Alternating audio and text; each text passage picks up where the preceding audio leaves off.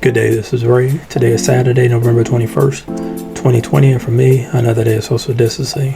Hope that you, your family, friends, and loved ones are doing well, staying home, staying safe. And believe it or not, this is video number 50 for me. It's hard to believe. I'm not sure if I'm getting better or worse or staying about the same, but either way, I really appreciate you watching. I'm going to get right into it, but today I attended virtually the Detroit Lupus Symposium.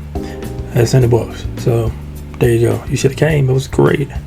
Had great speakers, of course, but we had really good questions, and I think it was very well ran, and I'm just very grateful to have been a part of that, and hopefully to attend more in the future. So Ben Rathbun, and I apologize if I pronounced his last name wrong. He pronounced my name wrong, so I'm paying him back. I'm just kidding.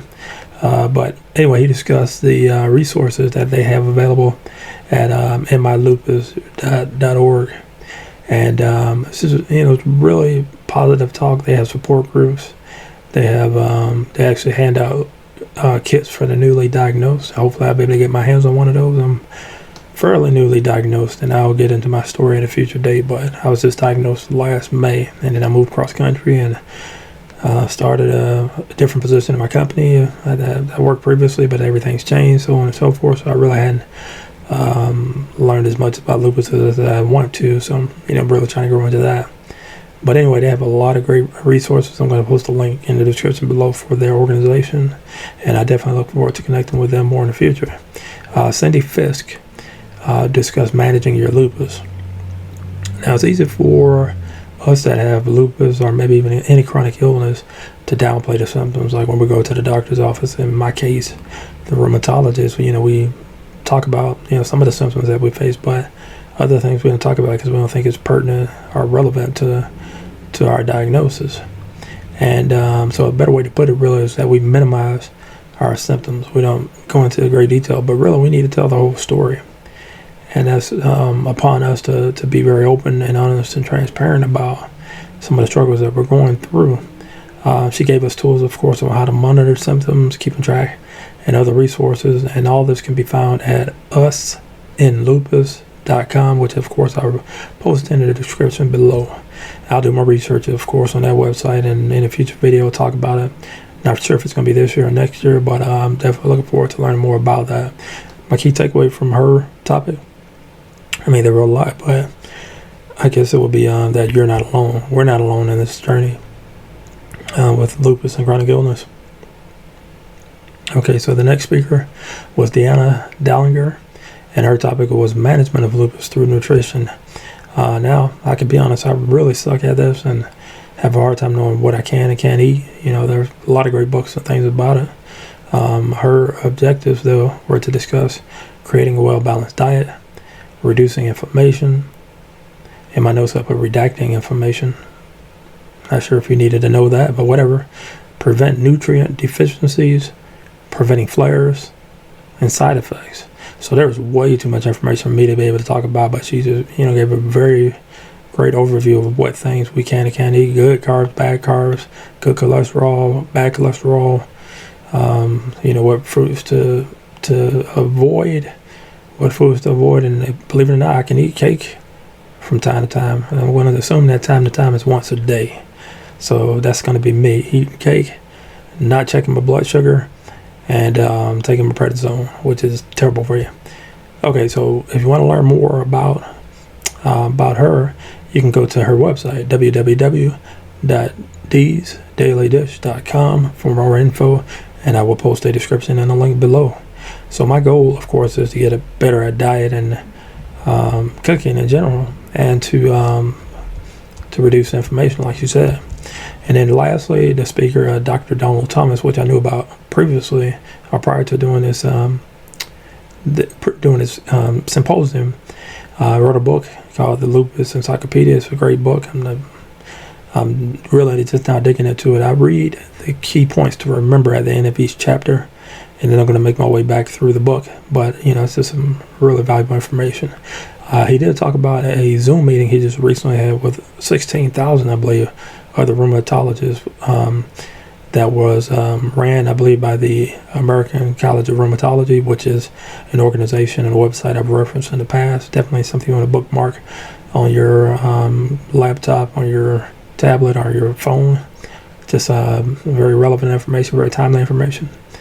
Just think about it. Have an audience that size, 16,000 folk.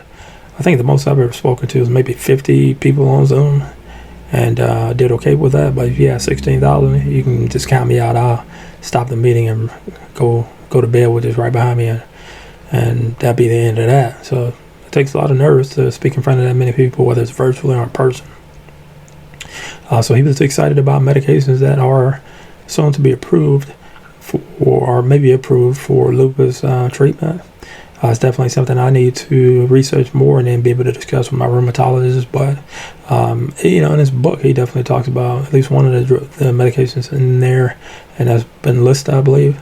And there's some other medications to be out on the lookout for that, will be hopefully approved for lupus in the near future. So, like I said, we'll have to research that. I'm sure, he talks about more in that in his book. But, he answered a lot of questions. He actually asked one of my questions, which was about COVID and the vaccines and whether or not he's heard of any trials on people that are, immunocompromised, have lupus, and if there's been adverse effects from taking it, and, possibly when it would be released to us. He didn't have the answers for that, but, based on his knowledge and his logic, that the vaccines are being tested out on healthy people first, and then, will be released to the masses. And he said, if everything looks good, all the material, the trials and everything, if that looks good, he's going to recommend it to his patients.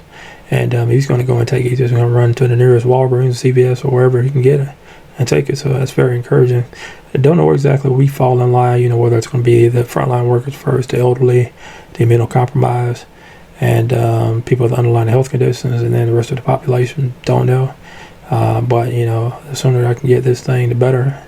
It's just great, great discussion. But anyway, recap of the meeting, that's my recap of the meeting. I'm truly sorry that you missed it, and plan on attending the next meeting that they have, whether it's their networking group, their, any other meetings that they may have. I definitely plan on attending their symposium. Hopefully the next one will be in person, but who knows, we might be doing it on Zoom. Hopefully we could do one a quarter. That'd be great. Just feels good to have the type of support. And anyway, all right. So kind of referring to my notes here. Recap. Definitely visit mylupus.org. I will post in the description below. So a quick recap of my week, which I always do. I worked Monday through Friday. Monday through Wednesday was at home. And then Thursday and Friday at work, went to the grocery store, picked up my lunch both days. Actually on Thursday, didn't go back to the grocery store on Friday.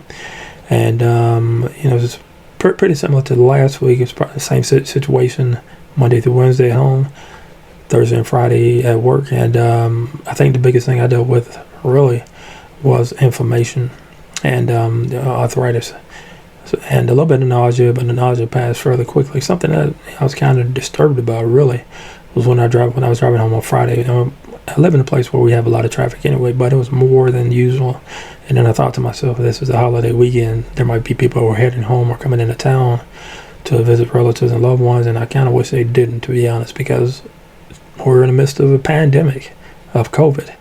And, if you think about it, we have a lot better than they did back in the early 1900s when they had the Spanish flu, and they didn't have the internet, they didn't have Zoom, they didn't have any other platforms that you could speak to each other virtually. They didn't have cars. Well, they had cars, but not the massive population didn't.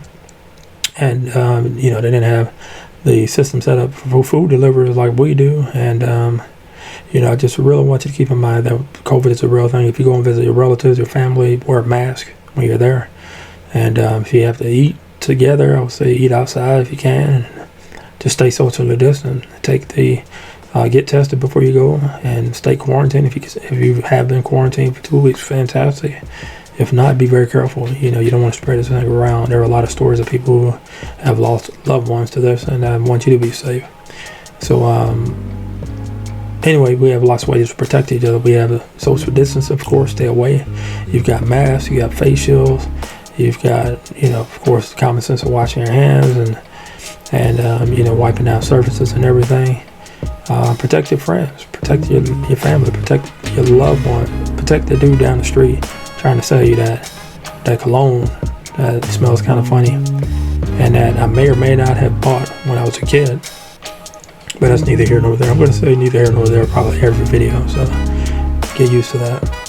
Okay, so that's enough from me. I just want to thank you for taking time to watch this video, and if you made it this far, feel free to like, comment, subscribe, tell your friends. Wow, I almost sang. Tell your friends, your family, loved ones. Share it on Twitter, Instagram, Facebook, MySpace, on AIM, was it AIM, Instant Message. Share it on TikTok. No, don't share it on TikTok. I have a grudge against TikTok. Actually, I don't know anything about TikTok except they show short videos that don't seem funny to me, but I'm old, fuddy-duddy. And once again, I'm terrible at wrapping these videos up. I hope to see you in the next video. I hope you're doing well. Have a happy Thanksgiving, and I will see you soon. Take care.